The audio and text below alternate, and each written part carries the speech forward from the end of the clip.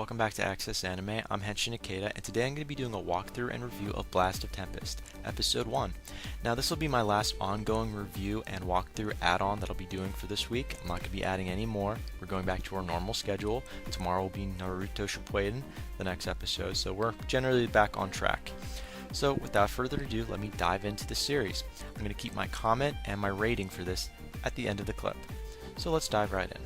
Now, we already know who the main character is. His name is Yoshino. He's a second-year high school student. His best friend is Muhara Fuya, and his best friend's sister is called Akea. So we open up this series where we see the sky, we see trees, nothing basic. We see Yoshino walking down a street by himself where the credits are still rolling. And we see his best friend on a bike with his best friend's sister, Akea.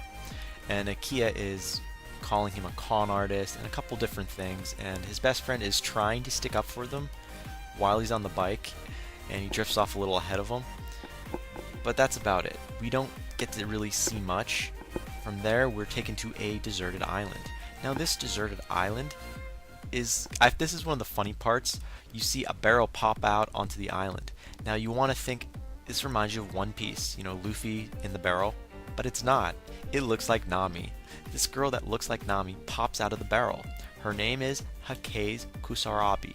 I hope I pronounced her last name right. Now, Hukase Kusarabi, we don't know how she ended up on this island, but what we do know is she's a mage. That's right, she can use magic. At least that's what she says. She calls herself a mage. Now, she says something about damn Simon, but we don't know who this character is, yet. But she has sandals, she's lightly dressed, that's all we really see. We don't know anything about her background. But while that's happening, we're actually taken offshore to a boat with appears to be the main protagonist. His name is Simon Kusarabi. Now, same last name as the other character, so we can either assume brother and sister, distant relatives, husband and wife, brother and sister, not so sure. So right now we have no idea their relationship, just they share the same last name. Now, we hear, I guess, Simon calls Hikase a princess, so I'm not sure if there's any connection there, if she's royalty or not, or if he's royalty. But that's about it. We also know that Simon put a barrier around the island to make it invisible, so he can also use magic. So we can also deduce that both people, Kaze and Simon, can use magic. I called her Kaze, I mean Hukase. It's hard to pronounce her name. I have that trouble pronouncing names so much in this series. Anyways, that's what we know so far. We also know Hukase is not only a mage, but she belongs to some type of clan, but we don't know the name of this clan. We could assume it probably is her last name, Kusarabi probably, but we don't know.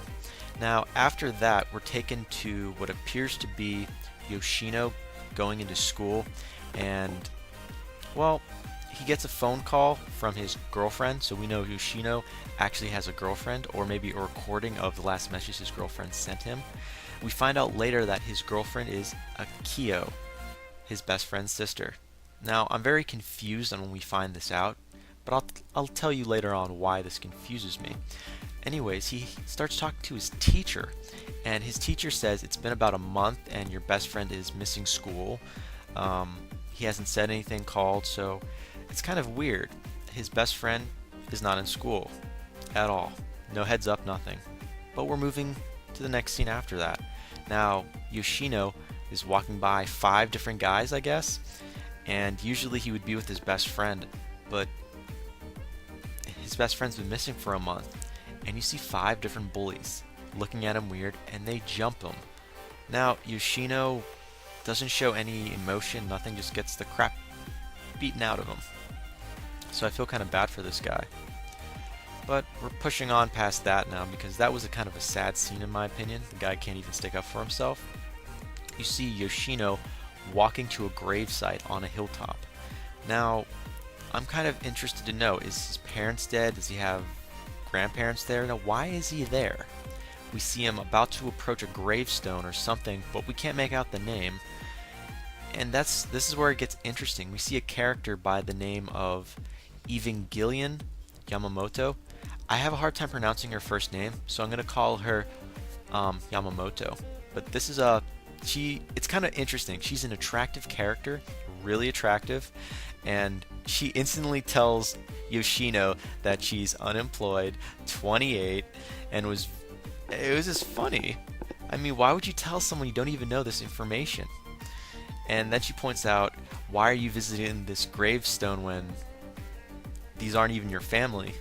So we know off the bat that Yoshino is visiting a gravesite that he has no business even visiting.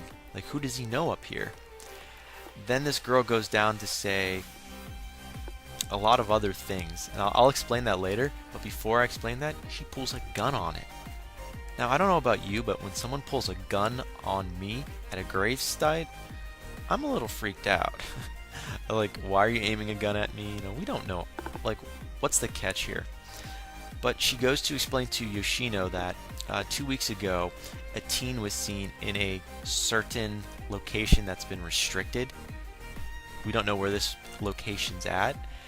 And then she goes on to say, then a week later, the same guy appeared in a different location that was also restricted. Apparently, she's referring to Yoshino's best friend. And apparently, Yoshino's best friend, Fuya, saved a 15-year-old girl that resembled his sister. Now, this is where it gets interesting. We find out 10 months ago, his sister was murdered. And what we don't understand, this is what I don't understand, there's no reports on this really, there's no follow-up. The trail for her murder case has gone dry. So this is why Yoshino's best friend has been missing school. He's out to find the killer of his little sister. Now again, we don't see Yoshino's best friend or anything like that. He knows nothing about the whereabouts of his best friend. And this woman, Mrs. Yamamoto, she is like, again, gun to Yoshino's face and asking all these questions. And out of nowhere, Yoshino kicks the handgun away, grabs the umbrella, and defends himself. Now, this is where it gets interesting. Mrs. Yamamoto, although she's been pushed to the ground and she no longer has a handgun, pulls out a shotgun out of her magical bag. And I was like, whoa, this girl comes packing. I mean, handgun, shotgun, at a gravesite. All you need is a shovel and you can literally kill someone and bury them without anyone ever finding out. But I digress. So we see her about to ask him more questions, and again we find out Akio has been murdered or is dead for 10 months, which is his best friend's sister. And it's been 10 months since she's passed. So this is why I told you in like the beginning of this review and walkthrough, how is it that he's getting a cell phone text from a dead girl unless he's been saving all these messages? He's been telling everyone that he has a girlfriend, which is his best friend's sister, but she's dead. So maybe that's why he was at the gravesite visiting his best friend's family. I mean, I'm not sure if it was his best friend's mother or father, but we do know his sister's gravestone was right behind them. So it's kind of interesting. Now, we see butterflies like everywhere come out of nowhere, and then Yoshino, I guess his best friend Fuya, appears out of nowhere because Miss Yamamoto has a shotgun to Yoshino's face, well, aimed at his head.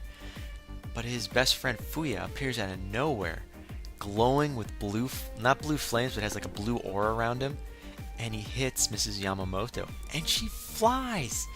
I didn't even see this coming. I mean, this girl has her act together. She's ready to beat the crap out of Yoshino to get answers. She's got a shotgun, there's a handgun not that far away, and she's like ready to pump her gun and ready to ask the next question.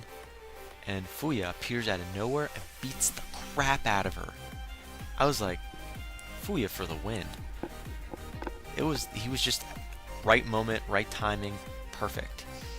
But that was kind of short-lived because Mrs. Yamamoto, she like gets back up and she fires her shotgun at him.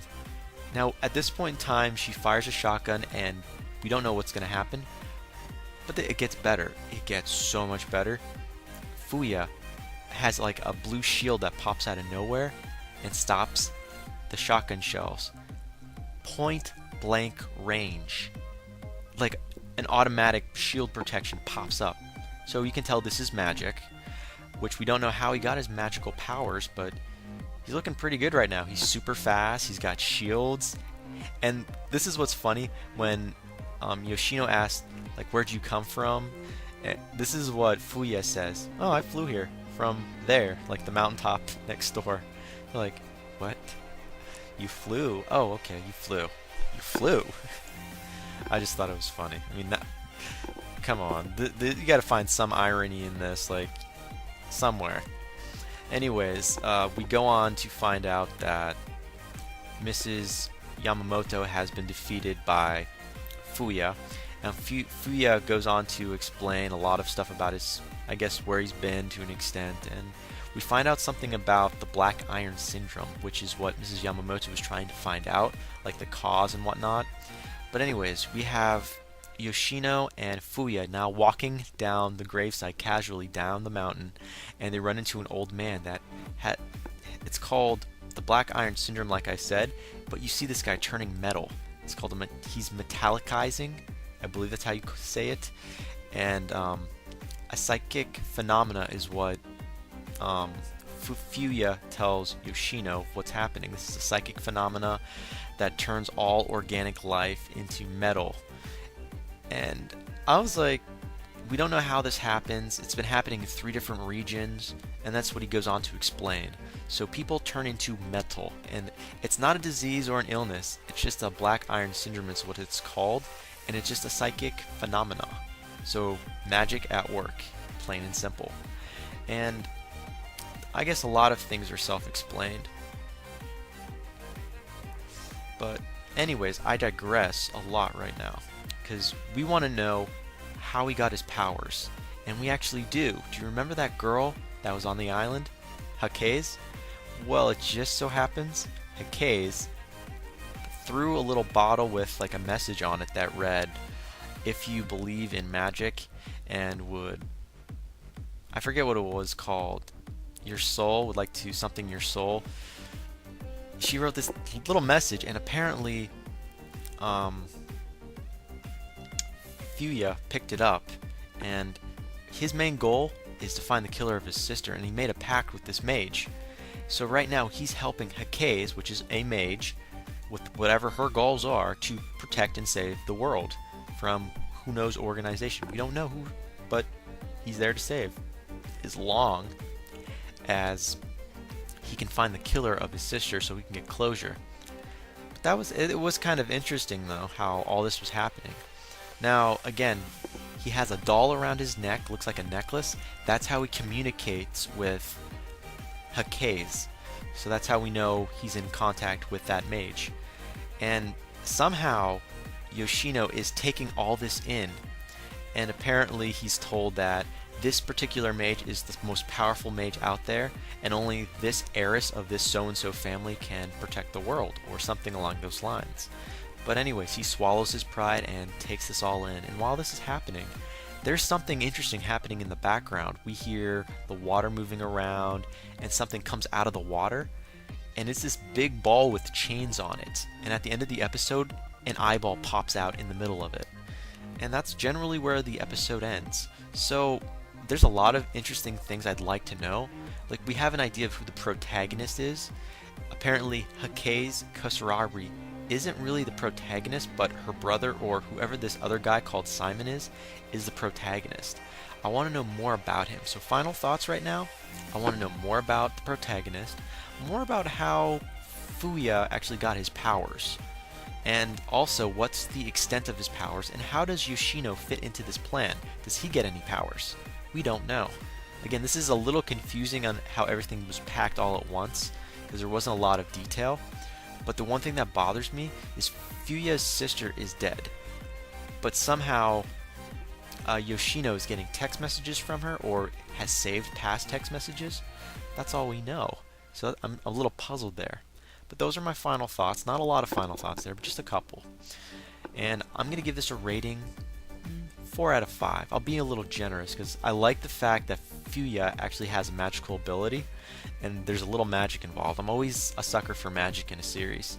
But there you have it, 4 out of 5. So that ends it for my walkthrough and review of Blast of Tempest Episode 1. Comment down below. Thumbs up, thumbs down, subscribe above. and follow me on Twitter, or at least check my Twitter out in general. But again, that ends it for my review and walkthrough, as well as my other reviews and walkthroughs for the rest of this week for new ongoing anime series. I'll be kicking it back to my original schedule as of Thursday, so look forward to watching Naruto Shippuden that comes out tomorrow. But anyways, I'll see you later, guys, and before I forget, you can't stop the access, but you can watch the feed.